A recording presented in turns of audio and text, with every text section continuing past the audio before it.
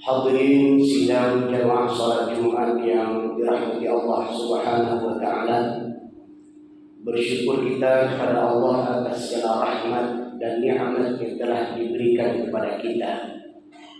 Nikmat iman, nikmat Islam, dan masih diberikan kesempatan hidup di atas permukaan bumi ini.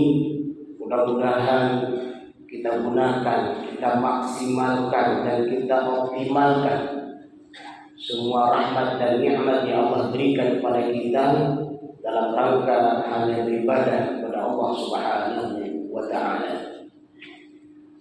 Salawat dan salam kepada Rasulullah Muhammad sallallahu alaihi wasallam yang merupakan uswah dan qudwah kita. Mencintai Rasulullah, mengamalkan sunnahnya di atas permukaan bumi ini. Semoga kelak kita termasuk umatnya yang insya Allah mendapatkan syafaat dari beliau. Amin ya rabbal alamin. Jamaah rahimakumullah, judul nasihat kita pada kesempatan berbahagia ini adalah Tadabbur surah Al-Mulk ayat 15. Jamaah rahimakumullah, secara umum ayat ini adalah merupakan pedoman hidup yang sangat lengkap. Di sana Allah menyebutkan bahwa Allah lah yang telah menciptakan bumi ini dan semua apa yang ada di dalamnya. Kemudian Allah perintahkan kita untuk bekerja, berikhtiar. Kemudian juga Allah perintahkan kita untuk memakan rezeki yang telah Allah berikan itu secara benar. Dan di ujung ayat Allah ingatkan kita bahwa semua kita akan kembali kepadanya. Jamaah rahimakumullah, mari kita lihat dari penggalan kalimat dari ayat ini. Huwallazi ja'ala lakumul arda zalula. Allah telah memudahkan bumi untuk kehidupan manusia. Para ulama tafsir menyebutkan kata zalula berarti bumi ini dijadikan tunduk dan mudah untuk dimanfaatkan. Subhanallah, hari ini kita berteduh. Hari ini kita huni bumi yang hari ini kita pijak. Kita buat bangunan di atasnya, kita menetap di atasnya. Rasa tenang, damai, dan bahagia kita di atas permukaan bumi ini karena Allah tundukkan bumi ini mudah untuk dihuni. Bukan hanya itu, dengan mudahnya, dengan dimudahkan oleh Allah bumi ini untuk dipijak dan dihuni. Bahkan kita di atas permukaan bumi ini bisa bertani, bercocok tanam. Ini juga karena Allah mudahkan kepada kita, sehingga bumi ini bisa diolah. Kalau seandainya tidak Allah tundukkan bumi ini untuk kita, maka para petani tidak bisa mengolah bumi. Andai pun Allah tidak tundukkan laut kepada kita, para nelayan dan mereka yang melakukan perjalanan di atas laut, mereka tidak akan bisa berjalan di atas laut dengan perahunya. Allah mudahkan juga di angkasa, manusia bisa terbang dengan pesawat. Seandainya tidak Allah tundukkan alam angkasa tersebut kepada manusia, maka tidak ada manusia yang bisa terbang di udara. Kemudian kita berbisnis dan berdagang di atas permukaan bumi ini, dan kita mengambil sumber daya alam yang ada di perut bumi, yang ada di laut, yang ada di gunung. Begitu banyak kekayaan yang dikandung di bawah bumi dan di atas bumi. Siapakah yang memberikan itu semua? Di awal ayat ini dimulai dengan kalimat huwa. Siapa huwa? Allah, Rabb. Dialah Allah yang telah menjadikan bumi ini untuk kalian, untuk kita, dalulan, dan dimudahkan untuk memanfaatkan, mengelola, mengolah semua apa yang ada di dalamnya untuk kebaikan dalam kehidupan kita.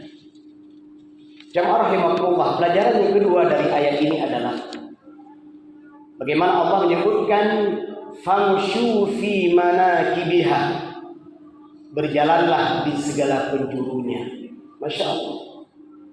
Setelah Allah mudahkan kita bisa menetap di atas permukaan bumi ini, bisa bekerja, bertani, bercocok tanam, Allah suruh kita berjalan.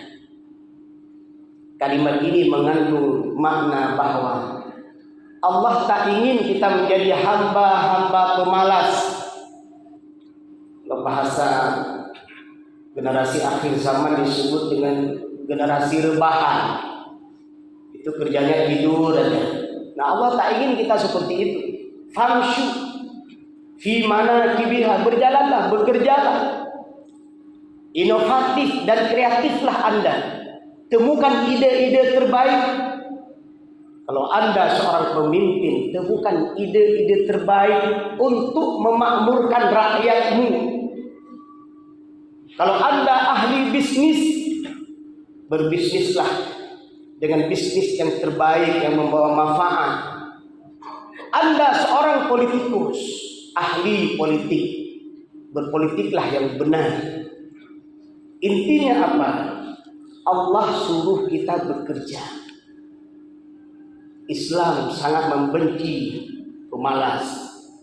Dalam sebuah hadis bagaimana Rasulullah bersabda yang artinya, seseorang mengambil tali lalu mencari kayu bakar dan memikulnya sendiri, itu lebih baik daripada meminta-minta kepada manusia. Jamaah rahimahullah, inilah Islam. Inilah karunia Allah. Bahkan ketika Allah berfirman, "I'malu ala Daud syukra." Ketika Allah perintahkan kepada keluarga Daud untuk bekerja, ternyata bekerja itu bentuk kesyukuran. Jadi orang-orang yang bekerja, berusaha, itu adalah pribadi yang bersyukur, bukan pemalas. Yang itu akan menghantarkannya menjadi manusia-manusia terbelakang, menjadi orang-orang bangkrut, menjadi orang-orang yang tidak bermanfaat. Maka jemaah rahimakumullah, di ayat yang lain juga Allah menyebutkan wa qul i'malu fasayarallahu 'amalakum wa rasuluhu wal mu'minun wa saturadduna ila 'alimil ghaibi wasyahadah fayunabbiukum bima kuntum ta'malun. Di sini Allah memberikan juklah kepada kita dalam bekerja. Wa qul i'malu, bekerjalah, berbuatlah. Fasayarallahu 'amalakum. Di dalam Anda bekerja dan berbuat, ingatlah fasayarallahu 'amalakum. Allah itu melihat, Allah itu memantau, mengetahui apa yang Anda kerjakan. Inilah yang membedakan antara pekerja muslim dengan pekerja kafir.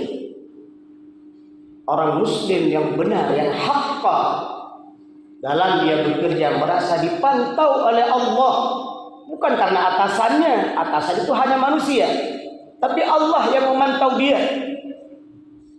Sehingga pekerjaannya itu adalah pekerjaan yang baik karena merasa dipantau oleh Allah.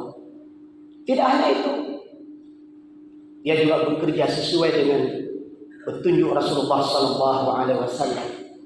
Bukan hanya itu, dia juga merasa malu kalau ada orang melihat dia. Wal mu'minun, orang-orang di sekitarnya, orang mukmin, orang-orang yang melihat dia itu, kalau dia bekerja tidak benar, dia merasa malu. Lihatlah apa yang dirasakan orang mukmin dalam bekerja. Dia bekerja sesuai dengan petunjuk Allah, dia bekerja sesuai dengan petunjuk Rasul, dan dia mentaati aturan-aturan yang baik yang telah ditetapkan oleh atasan-atasannya, orang-orang yang ada di sekitarnya yang memantaunya, menjadi pribadi yang senantiasa berhati-hati dalam bekerja. Pelajaran yang ketiga dari ayat ini adalah wa kulu mir rizqih. Ingatlah bahwa semua apa yang kita miliki itu adalah makanlah, itu adalah merupakan rezeki dari Allah. Tidak disebutkan rezeki dari kamu, tidak. Tidak disebutkan rezeki dari kalian, tidak. Tapi kalimatnya adalah wa kulu mir rizqih. Ketika Allah menyuruh kita memakannya, menikmatinya, Allah ingatkan bahwa apa yang kamu makan, apa yang kamu minum, fasilitas apa yang Anda pakai, mir rizqih, itu adalah punya Allah. Sehingga pribadi yang memahami bahwa rezeki itu dari Allah, maka dia akan memakan yang halal, mengkonsumsi yang halal, dan menjauhi dirinya dari yang haram. Karena dia takut rezeki itu dari Allah. Allah hanya suka kepada yang baik-baik, dan Allah tidak suka kepada sesuatu yang tidak baik. Jamaah rahimakumullah. Maka orang seperti ini yang memahami rezeki itu dari Allah, di saat dia bekerja, di saat dia berusaha, Allah titipkan kekayaan kepadanya. Dia punya pangkat dan jabatan, tapi ketahuilah dengan pangkat dan jabatan tersebut tidak membuat dia sombong. Kenapa? Karena dia tahu ini dari Allah, ini titipan Allah. Kalaupun suatu saat kelak dia diuji bangkrut, rezeki yang dia miliki hanya sedikit, atau bahkan dia tidak punya pangkat dan jabatan, dia tetap bersabar. Dia tahu semua di balik musibah dan cobaan itu ada hikmah yang Allah berikan kepadanya. Ajaban li amril mukminin. Rasulullah juga menyebutkan bahwa menakjubkan pribadi orang beriman, di saat dapat nikmat dia bersyukur, di saat diuji dia sabar. Jamaah rahimakumullah, tidak mencari rezeki dengan yang haram. Yang ini juga penting sebagaimana kita sampaikan kalimat sebelumnya. Jika dia sadar rezeki itu dari Allah, maka usaha-usaha yang dia buat, kegiatan-kegiatan yang dia buat hanya yang halal. Maka kalau kita baca di medsos hari ini, banyak mereka yang mengaku muslim, mukmin, tapi ternyata kerjanya itu mencari yang haram, digunakan kepada yang haram, melakukan dengan cara yang haram, tempat usahanya yang haram. Nah, ini perlu dipertanyakan, apakah dia mukmin yang hakka, apakah dia muslim yang hakka, atau mukmin muslim tapi gadungan, pura-pura mukmin, pura-pura muslim, yang disebut dengan munafiq. Jamaah rahimakumullah, pelajaran yang keempat dari ayat ini adalah wa ilaihi nusyur. Allah yang telah menciptakan bumi ini mudah bagi kita. Allah suruh kita bekerja, berusaha, berikhtiar di atas permukaan bumi ini. Allah suruh kita memakan, meminum, menikmati semua rahmat dan nikmat yang telah Allah berikan kepada kita. Di ujung ayat Allah ingatkan kita, wa ilaihin nusyur. Kelak kalian itu akan kembali kepada Rabb.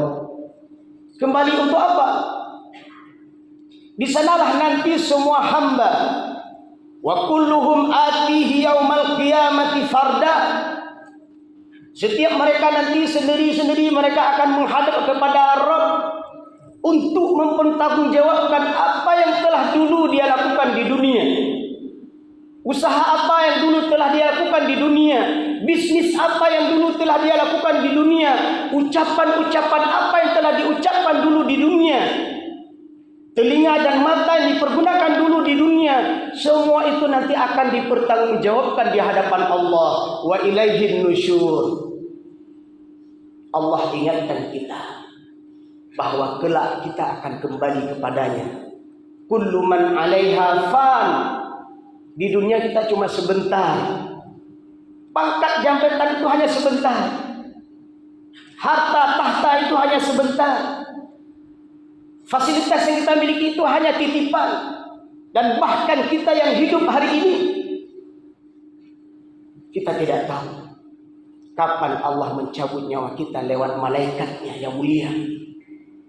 Maka di ujung daripada surat Luqman, Allah ingatkan kita. Kita tidak tahu di bumi mana, tanggal berapa, hari apa kita mati. Maka persiapkanlah untuk menyambut hari kematian kita dengan persiapan yang terbaik. Dunia bukan tujuan akhir. Dunia adalah tempat bercocok tanam. Apa yang kita tanam di dunia, itulah yang akan kita petik di akhirat. Pekerjaan itu bukan tujuan hidup. Itu hanya merupakan perintah Allah agar kita menjadi pribadi yang terbaik, tidak meminta-minta. Agar kita dengan pekerjaan tersebut yang menghasilkan uang, menghasilkan segala sesuatu yang bisa dimakan, bisa diminum. Itu semua untuk apa? Agar kita kuat beribadah kepada Allah Subhanahu wa ta'ala. Kekayaan, pangkat dan jabatan bukan ukuran kemuliaan seseorang. Lihatlah firman Allah, inna akramakum 'indallahi atqakum. Orang yang paling mulia di antara kalian adalah yang paling bertakwa. Orang miskin, tidak punya apa-apa, bisa menjadi orang mulia ketika dia bertakwa. Oh, dia hebat, punya pangkat, punya jabatan, bisa menjadi mulia ketika dia bertakwa. Lihatlah, begitu indahnya predikat mulia yang Allah berikan. Siapa yang paling bertakwa? Siapapun orangnya bisa meraih predikat takwa. Harta, pangkat, jabatan, dan semua fasilitas yang kita miliki dalam kehidupan ini, besar harapan kita, besar keinginan kita. Bagaimana itu semua bisa mengantarkan kita menjadi pribadi yang muttaqi. Jamaah rahimakumullah, marilah kita jadikan ayat ini sebagai pedoman hidup kita. Ketika kita berangkat bekerja, niatlah untuk ibadah. Ketika memperoleh rezeki, bersyukurlah kepada Allah. Ketika dapat cobaan, bersabarlah. Ketika menikmati kehidupan dunia, jangan lupa ada kehidupan yang abadi di akhirat nanti. Kita akan pulang ke kampung kita yang abadi, yang insya Allah Allah berikan surga kepada kita. Semoga nasihat singkat ini jadi pelajaran dan mu'idah bagi kami yang menyampaikan dan sidang jemaah Jumat yang berhadir. Allah berikan kemuliaan kita hidup di dunia, dan Allah berikan kemuliaan kepada kita hidup di akhirat, di dalam surganya Jannatul Na'im, insya Allah.